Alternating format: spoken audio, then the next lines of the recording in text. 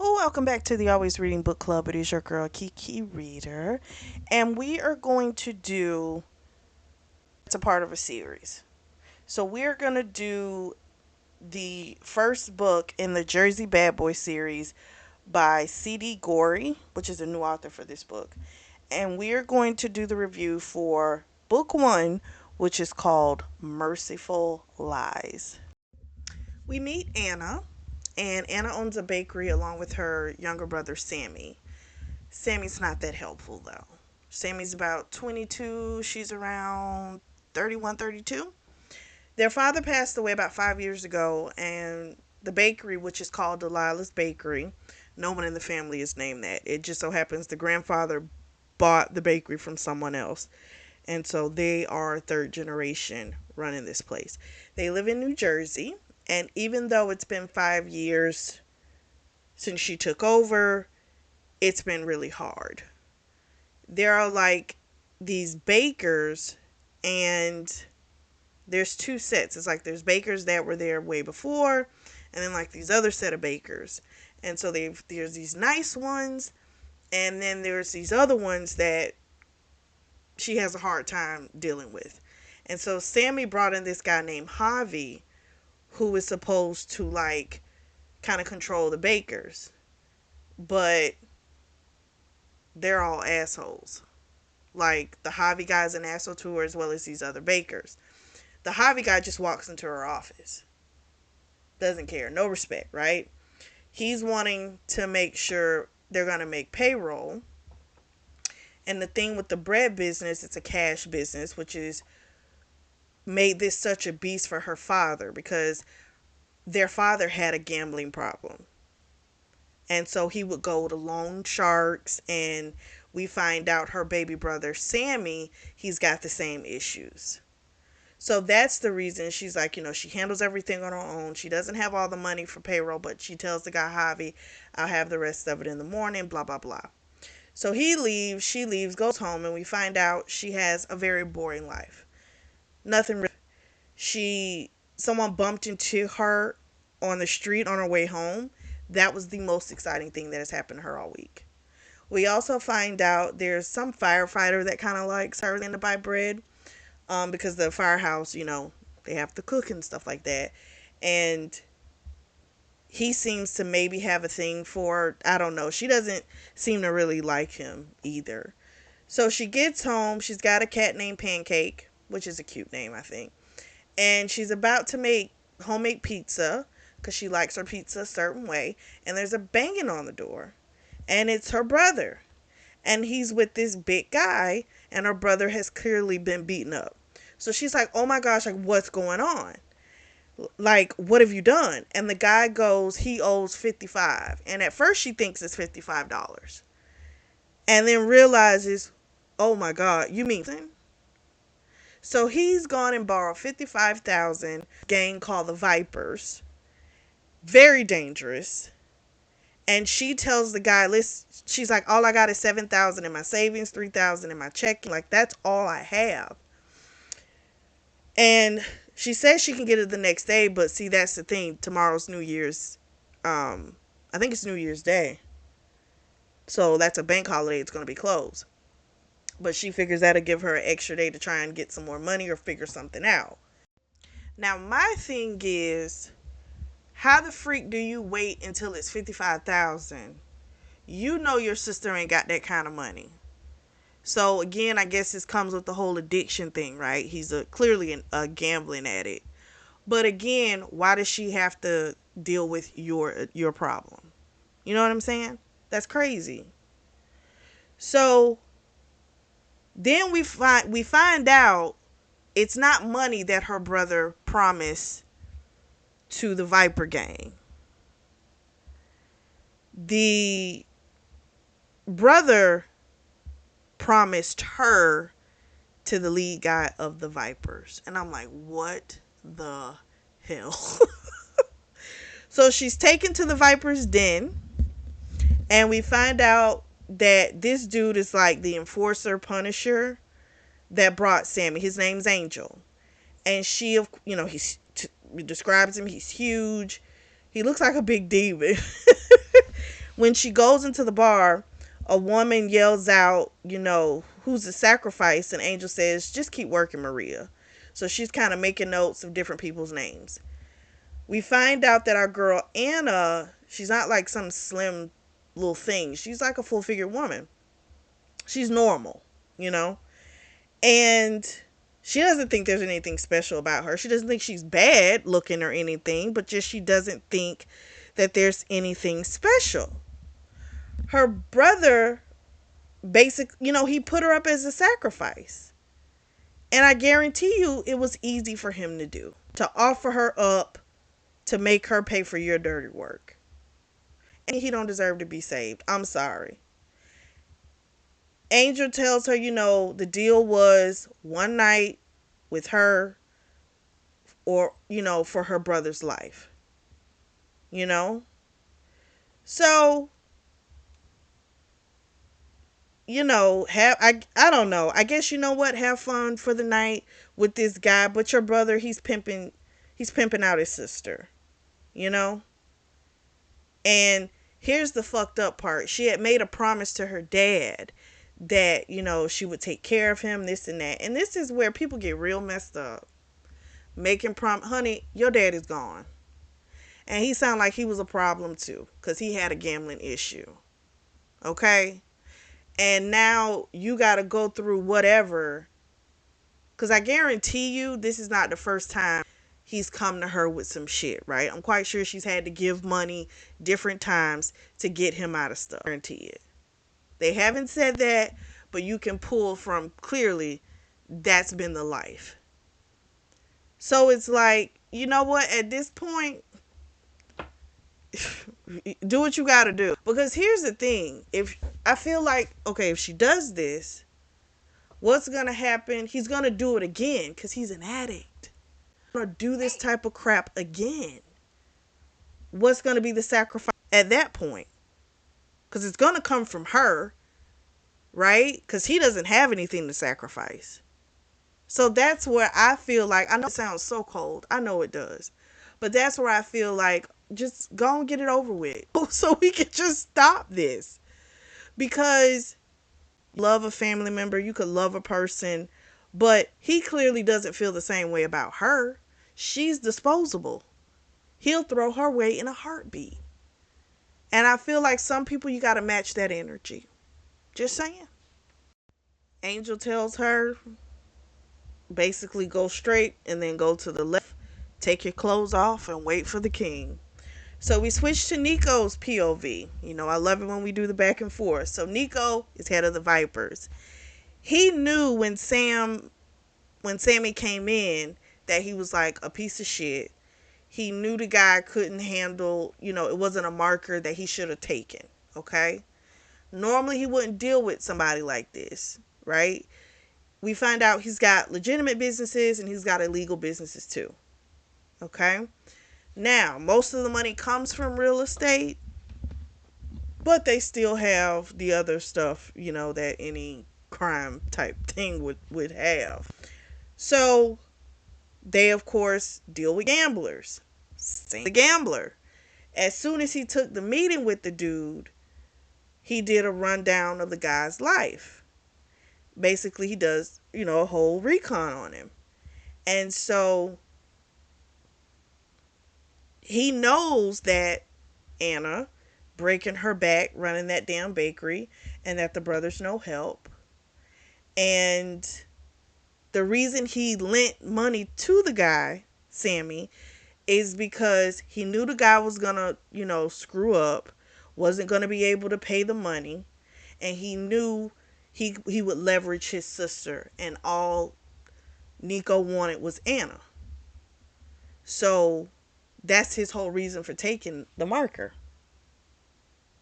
He knows that Anna doesn't date. He knows that, what did he find out? Let me try and remember. He's done a whole thing about her. He knows she lives kind of a real boring life, nothing really exciting. Like, he's done everything, but I'm like, no, that sounds like you've been stalking, boo. That sounds a little bit stalkerish. And we find out where he had her go, where Angel sent her with a bedroom. It's not because he be knocking, you know, females down in the Viper's Den, but sometimes he falls asleep there because he doesn't always want to go back home to his empty condo. So he'll just crash at the Viper's Den. So he's the only person that has the code to see the cameras into that room. So he's watching her undress. His dick is getting hard. And he wishes he had someone like Anna waiting for him back at his condo. But that's just not the type. You know, it's a dangerous type of life. And at least for tonight, he can have what he really wants, which is her. We switch back to Anna's POV. She, of course, is nervous. She sees these mirrors and she's like, oh my God, this guy's some type of pervert. And then he comes in, he's fine, and he looks familiar. He looks like Angel. And we find out that Angel is his cousin.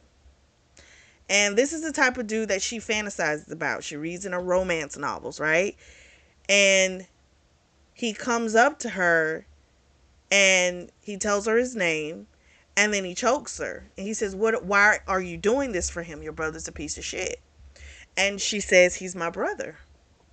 And he lets her go and he looks really disappointed. So she's thinking, you know, he's disappointed because of what she looks like. And she doesn't realize, no, baby, your body is what turns this man on. So anyway, he tells her to get on the bed, you know, face the wall, bend over. She does. Soft bed. And he can look at her and he sees, sure enough, she's super wet. And he's like, oh my gosh, you're so pink and wet for me. He's like, I want to know how you taste or something like that. So he winds up eating her pussy, licking her ass. The girl is freaking out. It's so good. And she's like, it's not supposed to feel good, right? Like, this is supposed to be her paying off some damn debt. This is not supposed to be pleasurable. And she winds up saying, she winds up not saying it, but thinking to herself, this is a bad guy. This is a bad dude. He's the king of the Vipers. You know, I shouldn't admit how good this feels. And so, but when he asks her how, you know, how it feels, you know, she forgets and she's like, yes, please give it to me. Like, the truth comes out. I also forgot to mention he calls her Rosebud. He's got his own nickname for her. I'm like, well, dang. So we switch back to Nico's POV. He's describing how it feels to eat her pussy, how sweet she is, all that great stuff.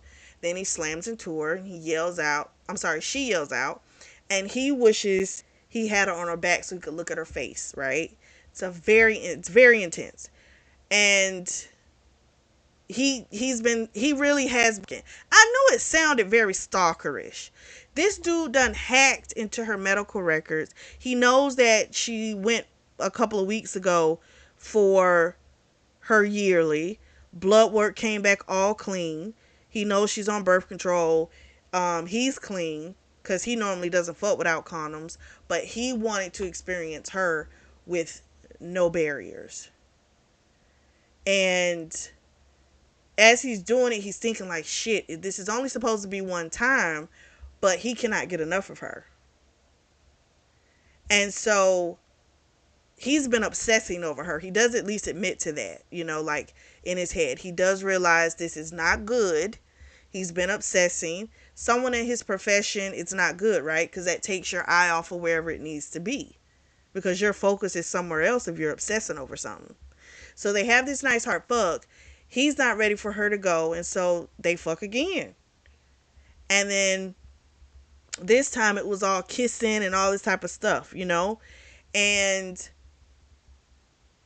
he didn't expect to feel that warmth from her softness. And he just wanted to be enveloped in it. And he winds up falling asleep, holding her. And when he wakes up a few hours later, she's gone. And he's like, fuck, you know? He goes and looks at the feed on the laptop and he watches her get dressed and then she kisses him on the forehead and she leaves. And so he's thinking like, why did she kiss me on the forehead? You know what I mean? And clearly he wonders if like, should he hunt her down? But he's like, no, the merciful thing to do is to let her go. And so that's what he decides to do, to just let her be. Let's just see if he can stick to it. We switch back to Anna's POV and we find out that her best friend, after that night with Nico, she wanted to get away. Anna did. And so Giselle's parents have a vacation home down in Florida, and she went down there. And her friend didn't ask any questions. She gave her the keys and was just like, go.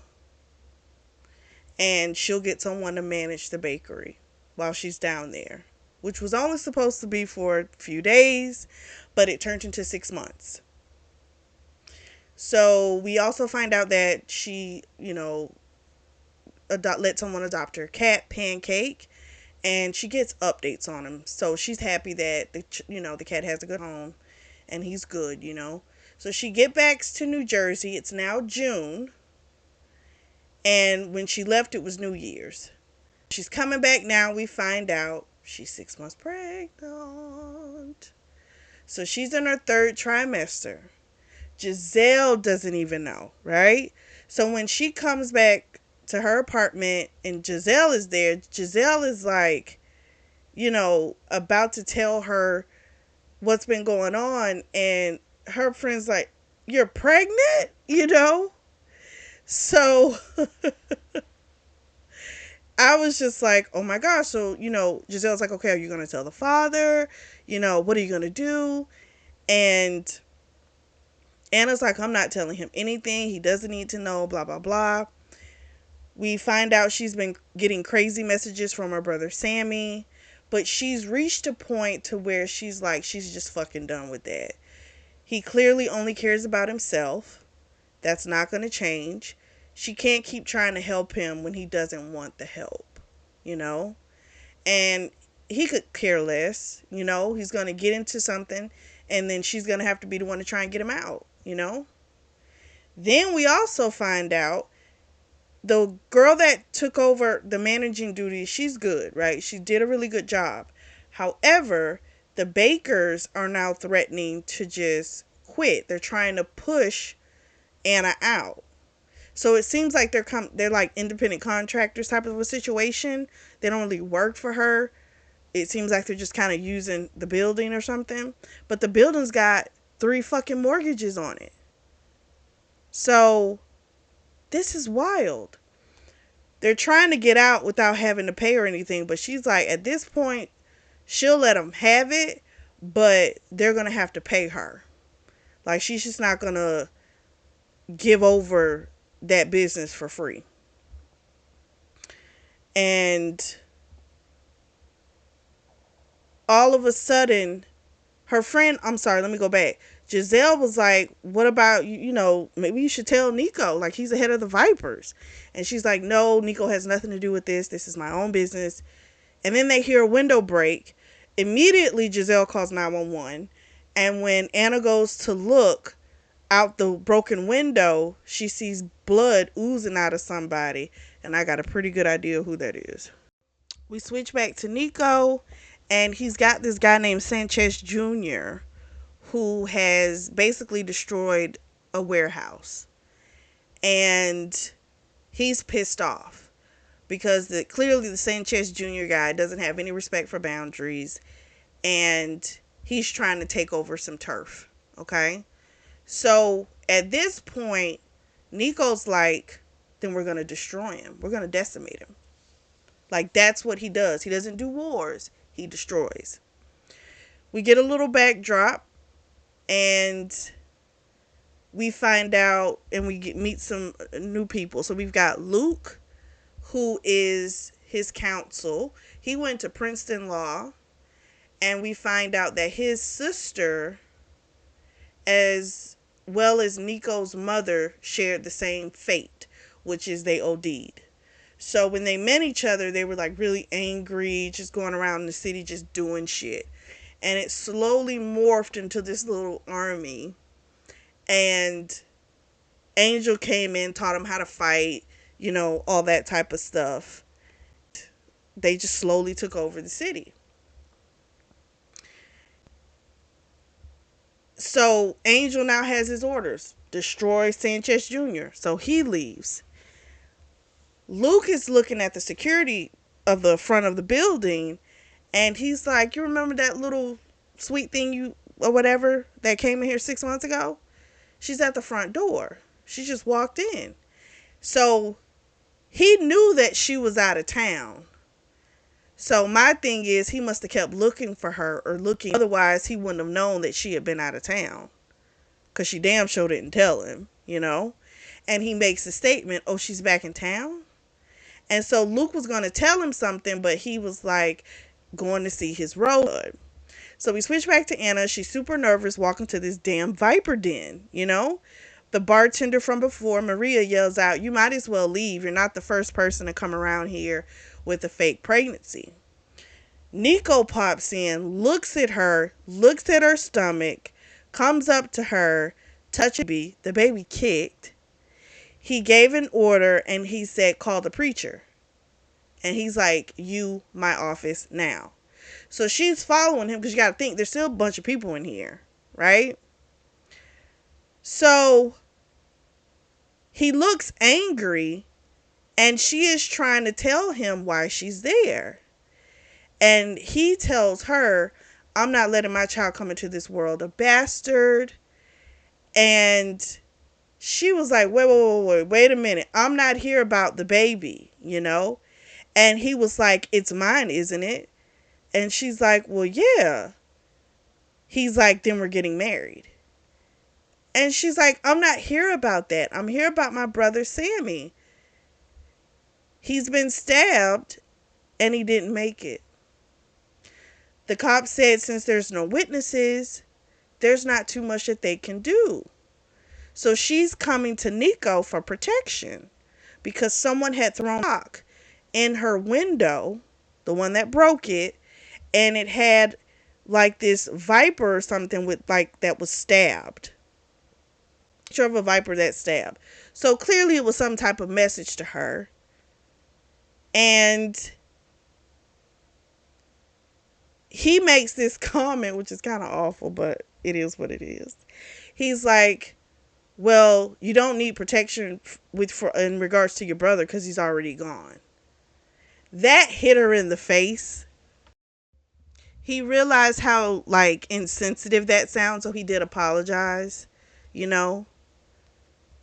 But he told her the best way to protect you is with my name. So he done took her purse, pulled her ID out, made copies of it. The priest gets there, and this dude is dead ass serious. Like, they're getting married right now. And Luke is going to be the witness.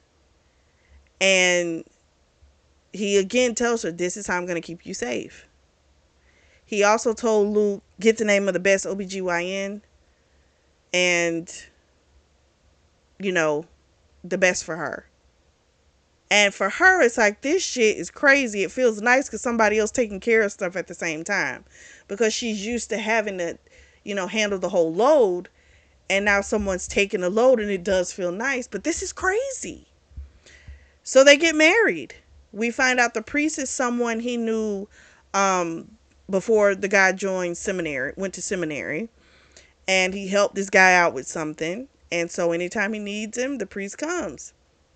I forget his name. He then tells her, you know, they're going to leave and go back to his condo, which is in this expensive building. He owns the building.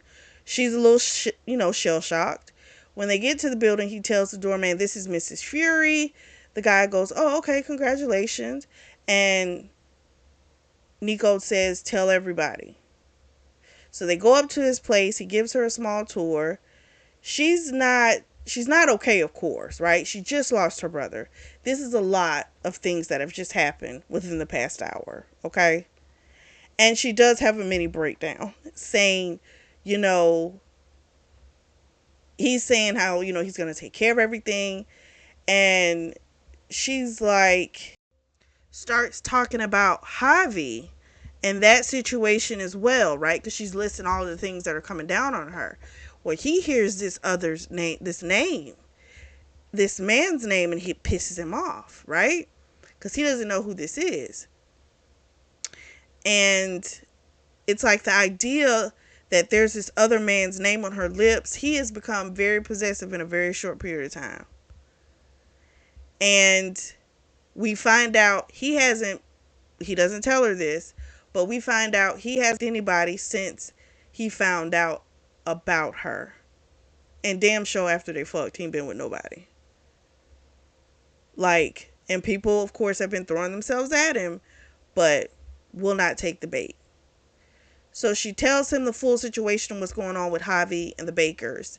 And he, of course, was like, well, why not just hire new people? She's like, well, that takes time when you're talking about bakers, right? And I could lose a lot of business. And he goes, I'll handle it. And she's like, okay, because she's tired. And she's like, I don't have any clothes here. He's like, well, we'll get them tomorrow from your apartment. And he goes through describing, takes her on a tour of the place. And he says, when he talks about it, he's like, this is our bed, our room. Like, that's how he talks to her. So he gives her a shirt and some boxers. It's the sexiest thing to him in the world to see her in this. She asked him, like, which side do you sleep on? He says, it doesn't matter. It's our bed. You sleep wherever you want, Rosebud. So she lays down. He winds up kissing her. She kisses him back. And then he just holds her until she falls asleep. And then afterwards, he goes to the bathroom. He sees her clothes in the hamper. And he takes her underwear out, smells her cooch, and winds up going in the shower, stuffs the panties in his mouth so he can feel like he's tasting her, and thinks about everything and just jacked off in the shower. I'm like, oh my gosh. So then we switch to Anne's POV. It's the next morning. They get up early. Nico was like, we need to, the bakers get there really like super early, like 3 o'clock. So they've got to get there before they get there. She's tired, but she knows it's got to get done. So she gets up. They go. So it's Nico, Angel, Luke, and probably some bodyguards that are there. And so she's just kind of looking around, having like these nostalgia moments, flashbacks of when, her mom was alive. After her mom died is when her dad really went downhill with the drinking, the gambling. And then, of course, that's how Sammy was as well. We find out that Luke wants to go over her books. He asked for permission. She gave it to him. And the looks that they give each other, it's like they don't have to talk. They're like a real brotherhood or whatever, because they give each other a look and the other one the other two knows what that look means. Clearly something fishy is going on with this Javi guy, which we knew it had to be anyway, with Sammy being the one that went and got him. You knew it had to be some type of fuckery, You can't tell me like, oh, that's the one thing Sammy did right. No. He had to have some type of selfishness involved in it. Now, we don't know what it is, but we just know that something clearly is not right with the Javi guy, with the whole situation with Sammy hiring him. Angel heard the bakers come in and the baby kicked. And so a girl was making a face and Nico went over. He's like, what's wrong? Do you need water? What's going on? And she was just like, no, the baby kicked. So he put his hands on her belly and he felt it. So Angel and Luke are going to stay there and they're going to handle the situation. And Nico's like, we're going to go get your clothes from your apartment. She doesn't stay far away from the bakery at all. So they get to her apartment. She's ashamed of this place. It's kind of run down, makes her feel really insecure. Okay? And the fact that he just married her, she feels like, he doesn't love her. And it just, her thing is, and she says to him, what if you meet someone that you fall in love with? Like, I don't want to be the reason why you can't be with them because of this sham marriage. And all he says is that that's not possible. He's not capable of that, of falling in love. And so she doesn't know if he means he can never love somebody or if he's already in love with somebody. And that's why she doesn't have to worry about that. So Nico hates her apartment building because there's no security. No, it doesn't really get taken care of. And he wants to get her out of here ASAP. So she's getting clothes and he thinks about what she had asked him downstairs, right? And what he wanted to say but did not say was that he can't fall in love with anybody else because he's already falling for her. But he didn't say that. Doesn't want to scare her. Then he starts smelling smoke. She starts smelling smoke. Sure enough, a fucking fire. So they wind up having to go down the fire escape. And he gets her out of there, gets her to safety, and he did it just in time because they would have been trapped inside that apartment.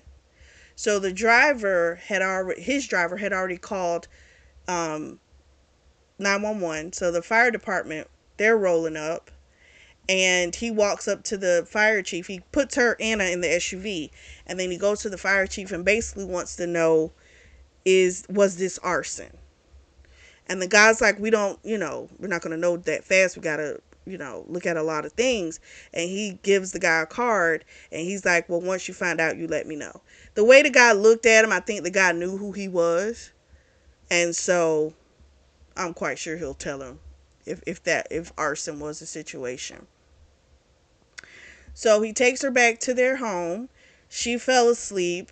He picked her up, and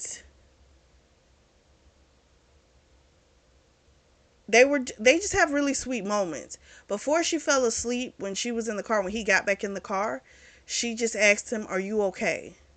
And it was that very simple thing that is like one of the reasons why he loves her, is because she genuinely cares about other people. Normally people wouldn't give a shit if he was okay, right? But she does. So it's just another one of those things that just makes him so crazy about her. Her to bed, like, he knows this has got something to do with the brother. He also knows that the brother hired Javi, that's again, there's some bullshit there. So he's just got to figure out exactly what's going on. But he's going to protect her. He doesn't know if she'll ever love him, but he knows that he, will protect her. He's never going to leave her, and he's not going to let her leave him. So he goes into the Viper Den, and Maria's still there closing. Well, closing was like 3 hours ago, and it's like early morning. She's still there, and she works overtime and stuff. So, but it's still just kind of like, what are you doing here? And so she was like, well, I just wanted to check on you and make sure you were okay. And he said, let me tell you something. He said, I'm married and I don't cheat. The only person's job it is to make sure that I'm all right is my wife. You got it? He said, now if you want to keep working here, don't forget that. She, of course, was like, I'm so sorry, She was going to lie and say something else he could tell, but she stopped herself and she just went back to what she was doing. So he goes in the back. Angel's all wet. Luca's looking at him. Luca's like, what is going on? And he's like, why are you wet? And he said, your wife's friend showed up thinking I was the one that knocked her friend up and threw a beer at me. So they're laughing at him. And he's laughing while he's telling the story, which is weird. But he's laughing because he's like, oh, it's cool because now she owes me. I'm like, oh gosh. So it's bad what they've been doing. That's all we know. Nico makes a statement, if he wasn't dead, I would have killed him. So I'm like, that brother, ugh. They were talking about the brother, and then Angel had made the statement like, well, the brother, technically he squared away his debt with you by giving you his sister for that night. And before you know it, Nico done got his hands around Angel's throat. I'm like, oh shoot, he flipping out for real. And he makes the comment, doesn't matter how she got here, she's here now. Like, damn. So we fast forward a week, Anna has been in the penthouse. It was confirmed by the fire chief that it was indeed arson. So Nico's got her staying put. They have buried the brother next to the parents. And there was Nico, Giselle, Luke, Angel, really small. And that's how it should have been. She said Sammy didn't have any friends, so I guess that's, how he went out. So she's going up on the roof they have a private pool, and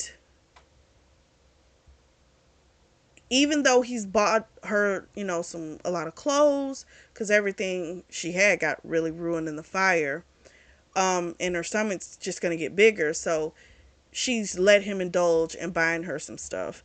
The doctor has confirmed they are gonna have a boy. He's super happy. She cried, but they're happy tears. And he just says the most loving things to her. And so as she's about to get in the water, her phone rings and it's a text message from Giselle. And Giselle's like, "What should I wear walking into the Viper's Den?" And she's like, "What? What are you doing there?" And she says, "Well, I might have thrown a beer in a guy's face that I thought was the guy who, knocked you up." And Giselle was kind of making a joke, saying like, "Don't worry, I'm not going to go up in there and, get all sexed up." And immediately Anna felt sad. And Giselle kept texting. She's like, "I'm sorry, I was just joking, blah, blah, blah. I didn't mean it." But Anna didn't respond. So eventually Giselle just stops, sending messages. She turns her phone off after that conversation. And when she doesn't feel hurt, she'll reach back out. So she just gets in the water fully naked. She's got maternity bathing suits, but she don't like how they feel. So she's just going to go and float in the water, a la nude. And then she hears the door slam after a while. And it's Nico, and he's furious. And she doesn't know what the hell he's furious about. This is why he's so mad. While he was at work, he sees the security guy jacking off, watching Anna naked in the pool. Angel's like, "My bad, I vetted him. And he's like, "I'll handle it." But Nico's like, "Don't worry about it. I got it." He's like, "But you're going to clean it up." So he gets to the apartment or condo and catches the dude pulling up his pants, and he winds up stabbing the dude in the neck with a fucking pen. And he keeps stabbing the dude, pokes out his eyeballs, and then puts him down his throat. And Angel was right there to take care of the body. He goes upstairs to the condo, and we find out he's been staying late at work, like trying to give her time to come to him. Okay? And so he's been having blue balls. And he's tired of waiting at this point, and he feels like he's got to have her now. So he tells her, she's looking all shocked, like, what the hell? And he took his clothes off and got in the pool, and he told her, "I've been trying to give you time to get used to this. He's like, "But I can't take it anymore, not being inside you." And he starts kissing her, and before you know it, honey, they're having hard bucks. And she saw a little blood on him, but the water washed it away. And he was fucking her so good, like she just forgot about it. So then he's making her say like all these dirty things, and he's like trying to make her say what she wants him to do, and so she's got to say, "I want your cock." Da da da da. So he was like, "Now I need to take you to our bed and fuck you properly." I say, well, damn. Nico couldn't even make it to the bedroom. He winds up fucking her right on the patio furniture. And he had her ride him, and he's, again, making her say all this stuff. And he's saying, "You're mine," all this type of stuff. And what did he say to her? It was something with the pool, because he basically she never said it, but it's because he pays so much attention to her.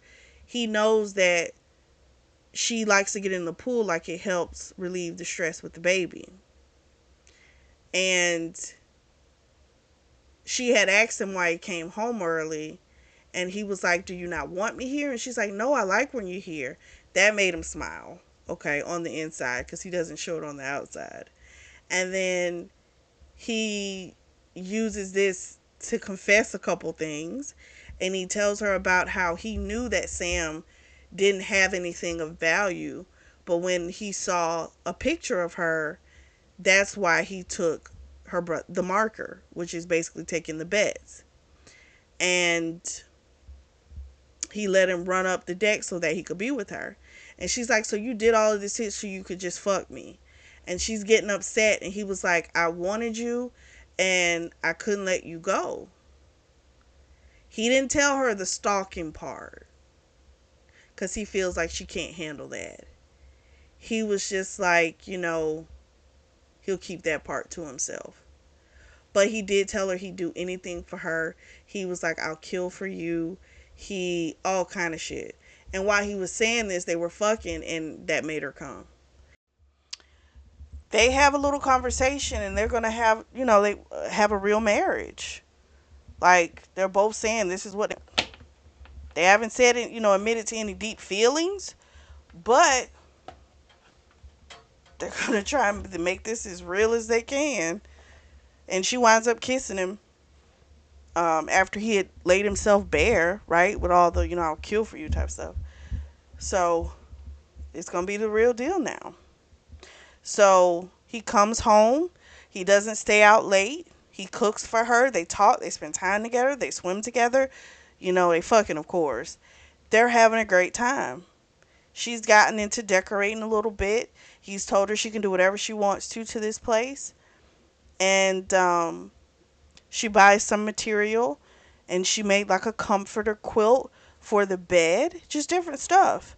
And she gets a text from Giselle saying, "Oh my gosh, will you please just forgive me?" And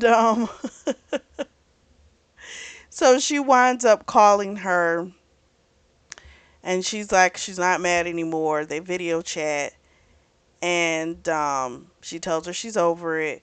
Giselle's like, "I need to talk to you about what's going on with me and Angel." And she's like, "Well, get your butt over here. I got a pool." So sure enough, she goes to greet her in the hallway, and what she sees is Angel kissing the shit out of Giselle. And then he tells her something like kukula or something like that, which means, I think I googled it and it said like Greek for beautiful girl or something.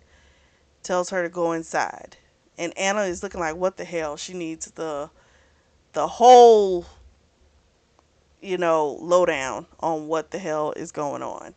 So our boy Nico is talking with the realtor. He's trying to give, the realtor's trying to get him to invest in these places for somewhat seniors 50 and over. But he wants to invest in low income places so that people can have a nice place to live, and start a family. So he feels people deserve to have a nice start to raise their families. And of course, this, I'm sure he's probably wanted this, but I think it's been enhanced by the fact that he's about to have a child. He's now married and has a family, and the priorities have kind of changed, right? So he leaves from there, goes to another meeting. He wants to go straight home, but he's got to handle something. And he's thinking about the fact that he loves her. He's been in love with her. And that's the reason he wasn't able to let her go. He's also afraid that she might not feel what he feels, but he does feel it's something that she deserves to hear face to face. So he's going to make a pit stop, and then he'll see her. Her and Giselle have the conversation. Giselle's trying to downplay what's going on between her and Angel, saying like it's just a fling. Anna's telling her, you know, how do you really know that? But, Giselle is convinced. Giselle asks her, how she's doing with, dealing with her brother and stuff like that. And she does admit she's still mourning her brother.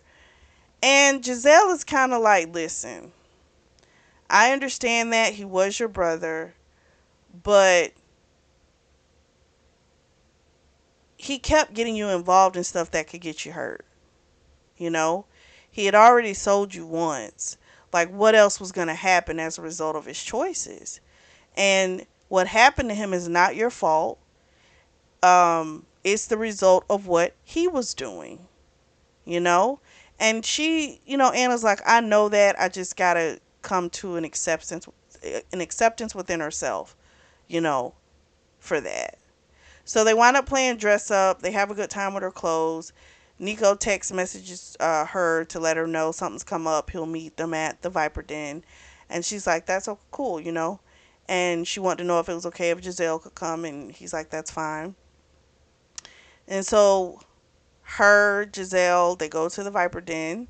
And she thinks about how different her life is, you know? Like, she doesn't have to worry about the bakery anymore. She's not in a situation where she's barely making ends meet, you know? Her life has really changed and for the better. So Nico's at City Hall and he needs approval for something for some construction crews to start working. And this guy doesn't want to do it. And Nico has got some very detrimental intel on this guy. So apparently, this guy likes to deal with sex workers, even though he's been married for 13 years.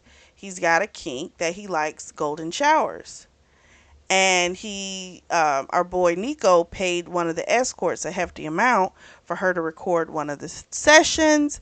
And so now he has physical evidence. And for Nico, it shocks him sometimes still how the underworld, it's like, okay, people are bad, you know they're bad, this is what it is. But in the business world, you go into a meeting, you have no idea the secrets and how dirtier they are than the people in the underworld. It's crazy.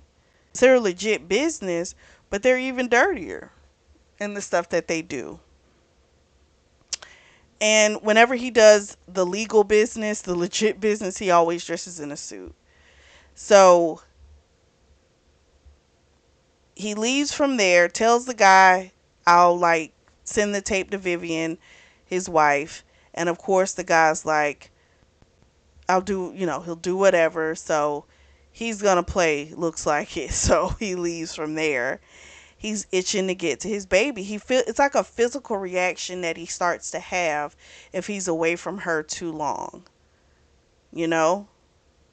And so he goes to the den and he's so happy to see her. She looks so amazing. Of course, he kisses her in front of everybody. He wants to make sure people know that he's the king and this is the queen of the Viper Den. While she was waiting for Nico, what's the girl's name? Maria had asked Anna, did she want something to drink? She said some juice, and then they had this whole exchange.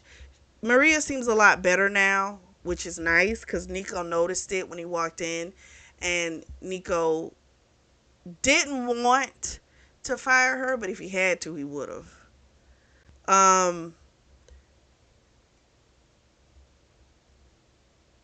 She introduces Nico to Giselle, and then he asks, what did Giselle say? I think Giselle then went over there to Angel, and a fight breaks out. And they look and see that Maria's looking terrified, scared, and the person who's a pacifist who doesn't normally fight is Luke, and he's beating the shit out of some dude. And I was like, oh shoot. So Angel jumps in. He's gonna go over there and take it, deal with it. Nico takes Giselle and to Angel's office, and he says, "You wait for him here. He'll come and get you. Don't leave." And then he takes Anna out back. They get in the car. She was still hungry, and she still wanted to go out. And he was like, if you don't want to go out, I understand, because of what happened. And she's like, I'm sorry, but I'd still do. I'm hungry, And she told him, I want to spend time with you. And so they go to this Italian restaurant, and he's been giving her smiles lately, which, remember, he didn't smile before, but now he's giving her smiles. It's super sweet. They get back to their condo. She's waiting for him in this little negligee. He's taking a bit long, so she almost got up to go get him, and then he comes in butt naked with a bucket of ice. She said she was hot, so he takes the ice and he's doing things to her with it. He winds up fingering her, making her come. I think he fingered her ass too. They had their nice heart fuck, and then afterwards he told her, "I want to fuck your titties," and he like said all this nasty shit to her, and she was down for it. So he fucked her titties and came. They had fun. Next morning, he's making her breakfast. They're having conversation, and she's kind of tired of not having anything to really to do. You know, he asked her if she wanted to go back working at the bakery. She said, "No, I don't want to do that." They got rid of the Javi dude, so he's gone. Somebody else is running it. So he said, "Well, whatever you want to do, you can." So she talked to him about the sewing. He starts putting two to two together that she's the one that made the quilt in the bedroom. She's done some of the pillows. And he's like, "Why didn't you tell me? Those are amazing. I thought you had bought them." And he's like, "We can turn one of the rooms into a sewing place for you." And she's like, "You do that for me?" He's like, "Yeah." And she's like, "But what about the baby?" He's like, "I figured the baby's room would be the room closest to us, the nursery." And she's like, "Why are you doing all of this for me?" And the first thing he says is, "You're my wife, the mother of my child." And then he says, "I love you." And she's crying. And he tells her, "I love you" again. And she says, "I love you too." And they have their whole little moment. It was so super sweet. So Nico was in a meeting, getting an update, rundown on everything from Luke and Angel. So a couple things. Sanchez Jr., he's causing some more problems. He is very much trying to get in on their territory. And we find out that he's trying to get a meeting with Nico, but Nico won't take a meeting with him. I don't know. I kind of feel like he should. Figure out exactly what he wants and why, so you know what you're stopping, right? Um, the guy that was messing with Maria was a scout for Sanchez's people. So, yeah, this is wild. So, when Nico made the comment about her possibly being a mole or something, Luke is like, "No, she's not." And Luke had this vengeful look on his face, so clearly he got his eyes on Maria. And apparently there's rumors that a shipment's coming in, and that the rate that the Vipers charge people for protection is 20%, but this Sanchez Jr. guy is coming in saying, "Hey, we'll protect you, and for cheaper, for 10%, you know? So Nico says, "Shut it all down." This is how he works. Remember, he doesn't do wars. He just decimates. So now he's like, if we shut this down, no one's getting any. They're not. You got to think they're not going to get their shipments. So now a lot of people are going to start losing money. And I'm like, ooh, this is wild. So Nico comes to her appointments to the doctor once he found out that she had to undress. He's been at every last one of them. The doctor he found and the whole staff is female. The baby's coming in about 2 months. They leave from there. They come home. He makes her breakfast for dinner. They talk, and she starts asking him questions. And she's like, "I know that you're king of the vipers, but what exactly does that mean?" And he says, "What are you thinking?" And she says that you do illegal things. And he says, "Sometimes." And he says, "Sometimes I do legal things." And he says, "But honestly, with illegal, it's just a matter of time before it becomes legal." And then she said, "Do you hurt people?" And he says, "If I have to." And she says, "Do you kill people?" And he says, "Only if they do something personally to me." So he's admitting to her that he's a killer, but it's not turning her away from him. She thinks she needs to get therapy, but she's like, maybe later. So she asked him if they had found who killed Sammy. He says no. No one's claiming it as of yet, but we'll find out. She asked him, here's the thing.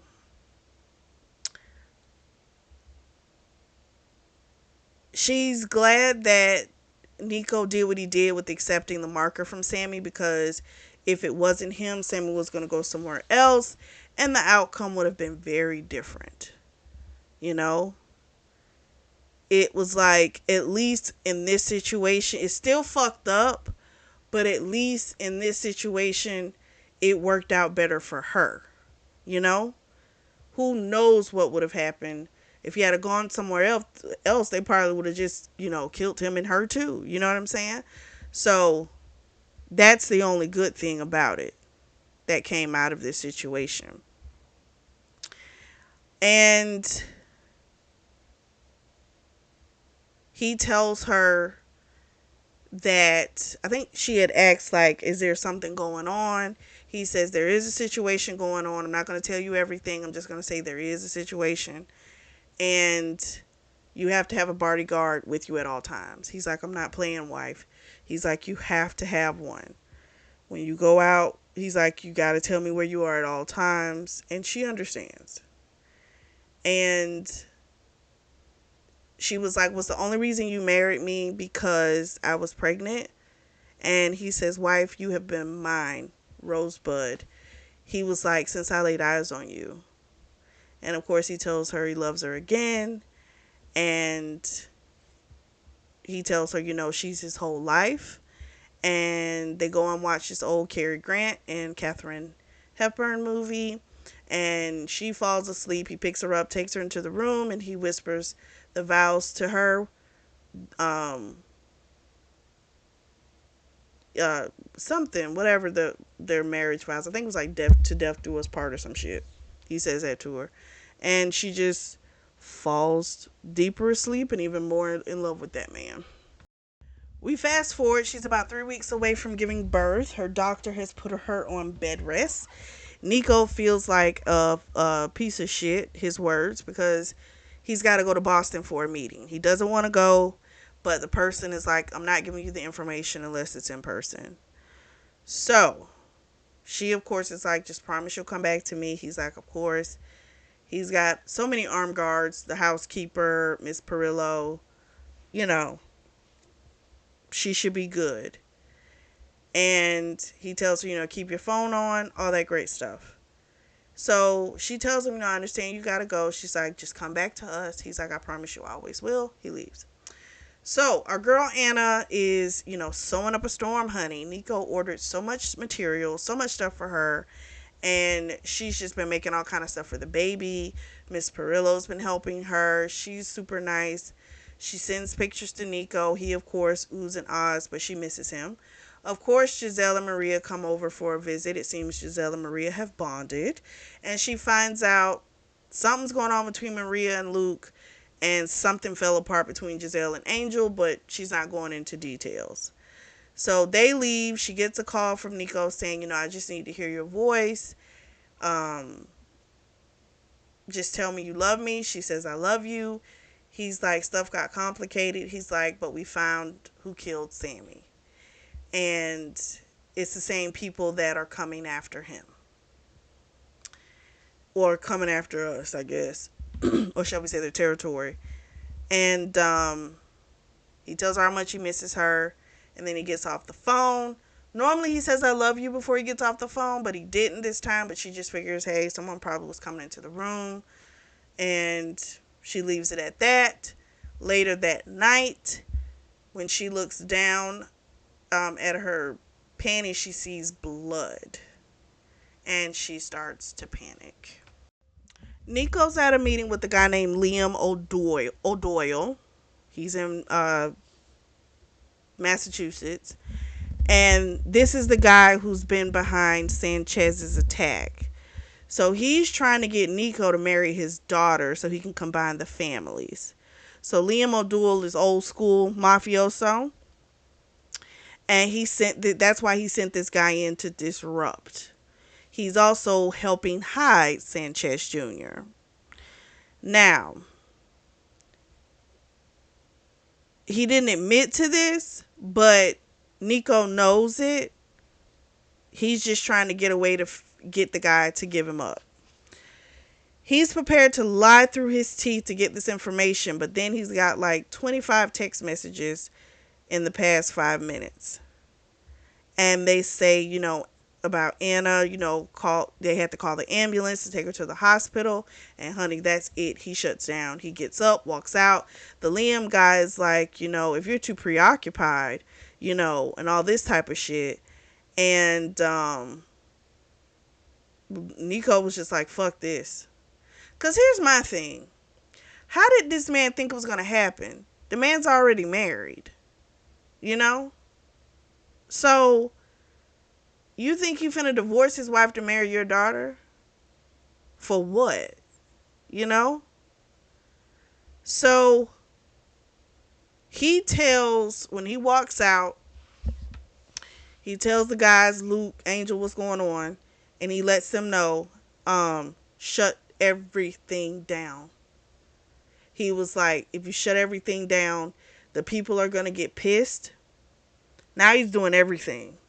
And they're going to give up where Sanchez is because shit, they need shit moving, their products moving as well because that's money, So Angel and Luke, they start making calls, getting it done. And they got the plane ready. And he's about to spaz out. So he gets to the hospital. Giselle and Maria are there. He's thankful for that. He knows the baby's okay because it was the Braxton Hicks. But when he sees Anna, she looks pale and that freaks him out. So the guys take the girls away, and he had already called and talked to the doctor and got a full report on the plane.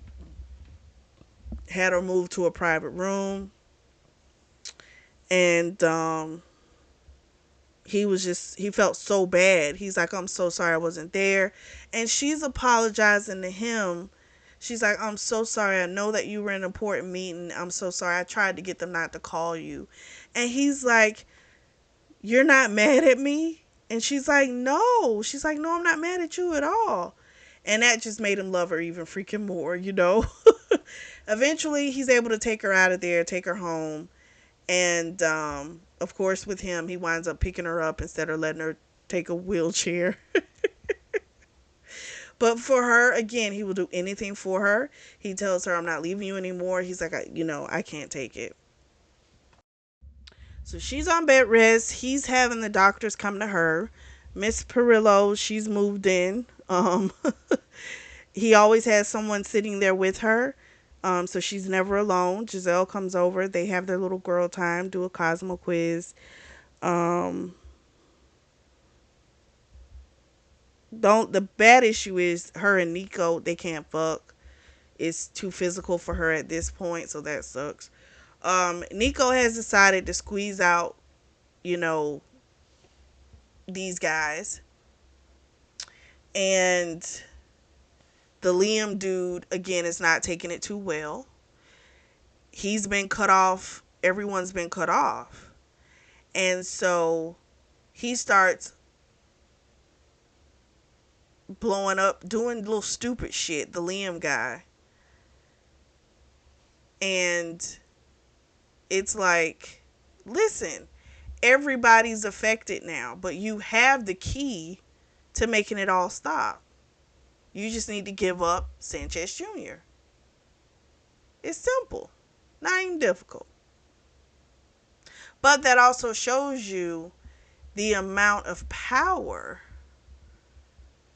that Nico has, that he can shut it all down and no one can go around him and get it back and everything back on, So we'll see if it works. So it's the middle of it's almost morning. And Anna feels this whoosh, her water breaks. So she wakes up Nico. They get to the hospital. He, of course, carries her to the car. And the whole time, while she's in labor, he's right behind her, And before she had given birth, he had asked her, like, what name, because they hadn't picked out a name yet. And then afterwards, he asked her again, and she was like, well, the name Samuel, that was my grandfather's name. He was a good man. I would like the middle name to be Samuel, maybe give that name a second chance. And he was fine with that. He said, what about the first name? She said, Nico, of course. And he's like, you want to name the baby after me? And she said, yes, I want baby to have a good, strong name, just like his father. So it's going to be Nico Samuel Fury. And she can hear the tears in his voice when he said it. It was really sweet. So it is 6 weeks now. Nico is excited because the doctor, is supposed to come over tonight and give the all clear. He cannot wait to be back in his wife's cooch. He has adapted very well to fatherhood. I figured he would. He wanted it, so much, and he loves his wife so much. I didn't think he would have an issue at all. He gets to the Viper's Den, and Angel tells him that Margaret O'Doyle is here to speak with him, so he's got to meet with her. So, our girl Anna has gotten the all clear. She can play again, and she wants to dress up, look sexy. She's been looking like plain Jane around this house with the baby. So she gets all dressed up. Maria comes, and she's talking to Maria about birth and stuff like that and how gross it was. And basically, she's terrified that Nico's not going to want her. And Maria's trying to calm her and let her know, girl, that is not going to be the case. First of all, you look amazing, but he's beyond crazy about you, So they get to the Viper's Den, and she's like, okay, here goes nothing. So Margaret O'Doyle done showed her ass up here because her father, again, is trying to marry her off, this time to some Eastern European old person, if she doesn't come back with an agreement from Nico. But Nico told her, I'm a happily married man. And she's like, but that's nothing that can't be fixed. But my thing is, bitch, what the hell makes you think I need to change my situation for you?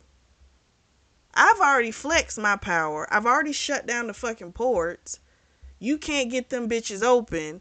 So why do I need to do anything to appease you or your fucking father? You know what I'm saying? Like, seriously. So Anna goes in. Angel normally smiles when he sees her, but this time she sees panic on his face. And sure enough, she sees this beautiful young woman, and Nico's leaning on the bar, smiling, talking to the bitch, and she is furious. Mrs. Fury is filled with fury. So she goes off, she's like, oh, pretty much it's like this was her worst fear, that he was going to want to be with somebody else, that she wasn't deserving of him, all this type of awful shit. So she goes, okay, I see it's, and he goes to touch her, and she's like, don't you dare touch me. And when she backs off, some guy tries to like talk to her. It's like, baby this or whatever. And she's like, you get off of me too. And then all of a sudden Nico like plummets the guy. Fights break out. She's headed down the hallway. And right when she gets to the end, he grabs her and he goes, where are you going, wife? So, Nico was just finalizing the deal with Margaret. Basically, this is what it's going to be. She can get rid of her dad however the fuck she see fits. He just wants the information on where the fuck Sanchez Jr. is being held. He'll open up the ports. He will give her Viper protection. He didn't register Anna, which is not normal for him, but it's because he starts thinking, am I too happy, When he does see Anna, she looks beyond amazing, so sexy, and it kind of pissed him off that other men were seeing her, and he didn't even recognize that she was mad until she turned her back. And then he realized that she was upset, and he, of course, goes and chases her, because, again, you don't turn your back on a Viper. So he catches her. She's all pissed, but he takes her in the back office, and takes her to that second part with the bedroom. She, of course, is pissed, but the minute he starts kissing her, she's a goner. He's like, there's no one else. There's never been anyone else. There is only you. And then, he fucks the shit out of her and she's on cloud nine. They leave, and while they're in the vehicle, she's back to being mad. And he tells her, it is not what you think. And she's like, I heard you say that she was under your protection. I heard you say that's why you went to Boston, that you lied to me. She's like, they don't have the full conversation until they get in the elevators when no one's around, because he doesn't like to have arguments in front of staff. So she goes to check on the baby. He waits for her. 40 minutes pass. She's not there. He goes in to get her. She done fell asleep. Miss Pirelli looking at him Miss Pirello, I think is her name. She's looking at her sideways. And it doesn't piss him off because it just means they love Anna, right? They gonna protect her. They gonna have Anna's back. He picks her up, takes her in the room, their bedroom. She comes to, and she's like, I don't want to be here. He's like, I told you, wife, you always sleep in this bed. She's like, no, I don't want to. So he winds up telling her everything and the whole spiel about why he went to Boston, what the deal with Margaret is about, and every bad thing that he's ever done. And he waits for her to answer, because it's like he's merciless and all this type of stuff. But it's like, this is a lot that he just exposed of himself. He literally just laid himself bare. And she told him, you're not merciless. You're merciful. She was like, she told him how much she loved him. And she says, the world's a fucked up place. Laws are made by man and man fuck up. And he shattered because he didn't expect her to be, like, okay with this. You know what I'm saying? And so she's just sitting there saying how much he loves him. And she winds up sitting on his dick. They have a nice fuck and tell each other how much they love each other. And everything feels complete. So we fast forward a little bit. They moved into this really nice house. They didn't move in until they had all the renovations done. But they live in like a cul-de-sac, nice suburban area. She loved it. It's perfect. Miss Perillo, she lives there as well. Her kids are grown and her and her husband are separated. So this is perfection for her. When Nico comes home, Miss Perillo does make the statement, I never thought he would be a family man. I just didn't see it. So then afterwards, Nico and Anna, they play, he eats her cooch, and then we switch to his POV and we find out what's happening. So Liam O'Doyle accidentally, he's dead. Margaret did it. Don't know how. She's a woman of her word. She gave up Sanchez. They've got him tied up. Nico's going off on him, He's like, where you fucked up is when you came after my wife. The guy's like, she wasn't your wife. At that point, he was like, she was always mine. And then guts the guy like a fish and tells Angel to clean it up. And he's like, I gotta go home to get my wife. So he goes home. They're in the tub together. And he's got this new tattoo on his arm. It's like a rose and a Bible around it and everything. And, he just has this undying devotion to this woman. That's just what it is. And the last thing, she sucks him off, and that's how the book ends. So what did you all think? I really liked it. The next two books in the series, we're not going to do those on the channel. But there's the whole, individual but part of a series. So that if you want to know Luke's story with Maria and Giselle's story with Angel, those are the other two books in the series. I really liked it. I'm gonna tell you what shocked me. The part that shocked me was them getting married. I didn't see him, even though we could tell he was really crazy about her from the beginning, just didn't see him doing that. And the way she describes how he looks so angry, I was like, I didn't know what he was going to do. So the marriage was a shock to me, Her getting pregnant really wasn't, but that marriage did. But I do like how it didn't take him to the very end of the book to reconcile and admit that they loved each other. I like that we got that a lot sooner. I will be reading the other books on my own because I'm curious how these characters turned out. But let me know what you guys think down in the comment section. Also, I've got a post up already for you all to put your suggestions on for the next book we're going to review on the channel. So that is already up. If you want to leave them in the comment section, you're always free to do that. But I'm going to add the posts I put up so that way I'll have them all in one place. It'll make it a lot easier for me than having to go searching through comments. Just saying. If you are in the market for a beautiful notebook or journal, I do have those available. And the links are going to be available down below in the description section. Make sure you like, subscribe, and share. And as always, I truly do thank you all for your support, and thank you for tuning into the Always Reading Book Club.